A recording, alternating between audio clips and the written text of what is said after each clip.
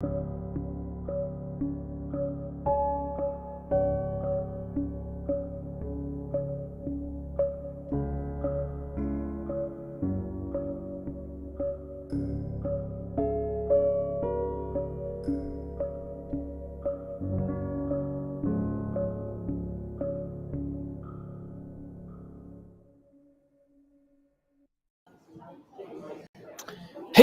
good morning, everybody. It's Hammer. Today is Monday, January 8th, 2024. I, of course, am with Originator Success here, the Daily Rate Conversation, the only place on the web where you guys get to be part of the conversation. Appreciate you joining me. Let me know if you guys can hear me okay in the comments, please, because I'm using my little fancy mic. I'm coming to you from Cracker Barrel. I am out on the road. We've got some family issues to deal with, and so I will be out of office this week anyway.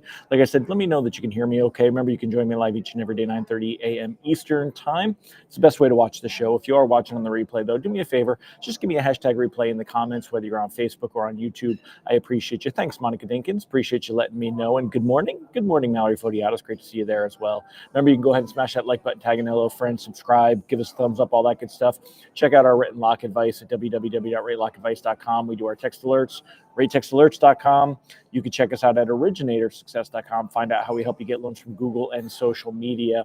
And that's all I'm going to go over for today. Again, let's say hi to the rest of the live folks here. Good morning, sir. Got a handful of you on this morning. So let's start with a quick recap on what happened on Friday. Friday, we got jobs data, which sent bonds spiraling, and but they did recover. And in fact, I'm going to go ahead and turn on the magic screens for you, show you a little bit about what I'm looking at. So right here on Friday, you could see we had a big dip to start the day. Then we dropped when the jobs data came in, but a real nice recovery actually brought us back up and kind of leveled out the day. Now, when I did the video on Friday and when I did my written lock advice on Friday, I was in more of a locking stance because we did see that negative turn.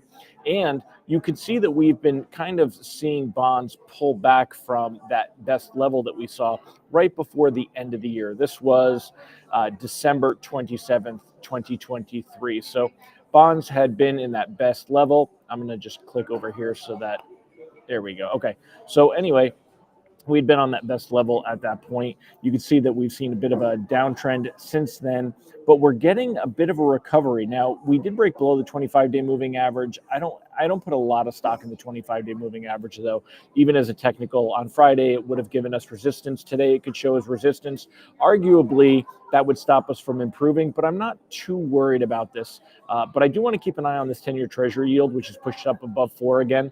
Remember, we were down in the threes quite a while.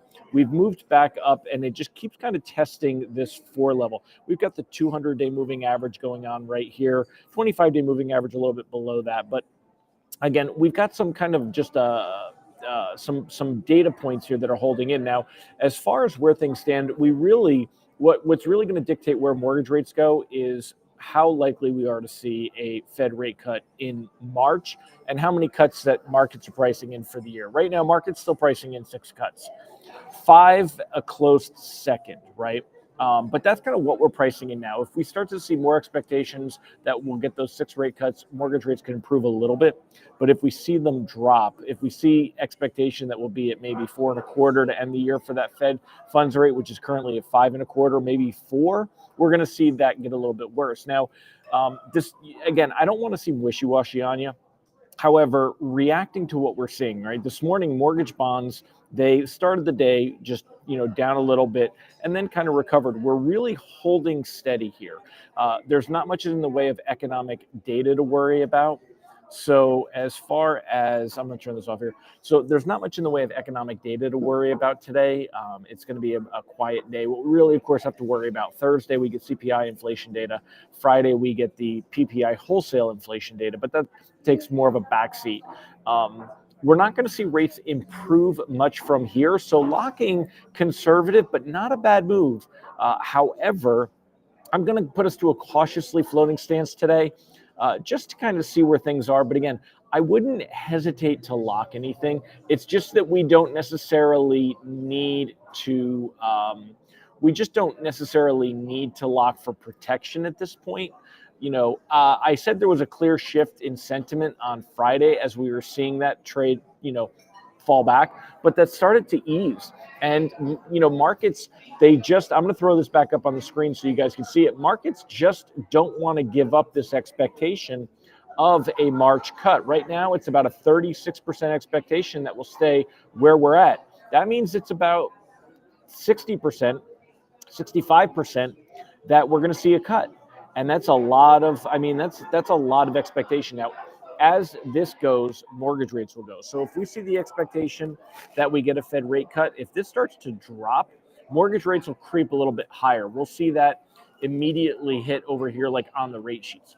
And you can see that the best levels that we were at when we look at mortgage rate sheets was directly related to the best levels of where we were here in expectations of a Fed rate cut, which whereas down, it basically a little over a week ago at the end of December, it was a 90% expectation that we would see a Fed rate cut, 70%, and then actually some pricing even lower than that. So because of that, that was why we saw the best rates we did. But rates not really in danger of moving higher as long as we continue to see at least a 70, 75% expectation. Right now, it's only 65% that we're going to get that Fed rate cut. All right, so that's what we're keeping an eye on. Again, this will be most influenced by what happens the end of this week. Pop this back on here. So, again, putting us in that position, I don't want to seem wishy-washy on you. Rates not likely to improve unless we get some serious help from that inflation data. If that inflation data shows that inflation is moving lower than expected than what gets forecast, then we're going to see expectations of a Fed rate cut jump to 90, 95%, and that will help rates improve a little bit. If they come in as expected, probably don't see that much of a movement. And if if inflation were to come in worse than expected, we're going to see that expectation of a March cut start to disappear. Now, Fed members are out talking this week. They're really pushing. They're going to try to temper expectations. The Fed not liking that the market is pricing in a March rate cut. The Fed members have been out there saying again and again, it's going to be data dependent. They're going to need to hold for longer. They don't want to be pushed into a corner where they start cutting rates in March. Markets think that the economy is ready for this. So we got to continue to monitor that. We could see things worse if we start to lose momentum, if that sentiment shifts. Then we see rates creep a little higher. We're not going back up to 8%, but we will see them move a little bit higher. So right now, cautiously float. It doesn't hurt to lock things up though for, for risk averse, just to be done with it. But our only chance of really seeing rates move significantly lower, and meaning, an eighth, a quarter point lower from here, is going to be in that CPI inflation data. Now, the reality is, I don't know how much lower rates are poised to go even in this quarter, because markets are very aggressively pricing in that the Fed is going to have to get back and going to have to start cutting rates. It seems like they're really pricing that in pretty heavy. There's not a lot of room. We need to see the margin between the 10-year and mortgage bonds shrink a little bit further. That'll help mortgage rates, but we're not going to see rates really push much lower unless we do get that March rate cut. If we do get a March rate cut, then we're going to see mortgage rates that will fall a little bit lower because expectations will grow that the Fed is going to have to cut in May, cut in June, that we may see a quarter point cut through, every month this year, every meeting this year. So we'll see where that goes. But right now, again, the good news is get out there and originate. We're not going to see rates get significantly worse. We're not going to see them get significantly better. We've just got our normal flow. But loans that have time should definitely float into this week's CPI data, consumer inflation data. Let's see where that goes. But loans that are closing, in the next couple of weeks and even in the next 30 days, you've got to make that decision, kind of go with it when it's a good rate sheet and decide if you want to float into that CPI data. But I don't think that data is going to hurt us too much this month. That's the one thing I would be more prone to float into it than some other times. So anyway, remember, you can join me live each and every day, 9:30 a.m. Eastern time. If you were here on the replay, don't forget to give us a hashtag replay. Appreciate you being here. You can join me live.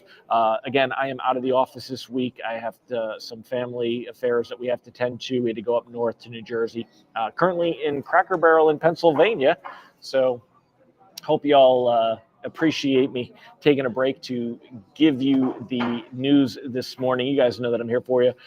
Good morning, Hunter. I will have some Cracker Barrel biscuits for you, my friend. Good morning, Steve Lacefield, Scott Menser, Garrett Knox, Ron Siegel. Great to see you, Nathan Einkorn, all the rest of you. If I missed anybody, again, thanks for joining me. Hope you guys will join me tomorrow. I'll see you at 9:30 a.m. Eastern time.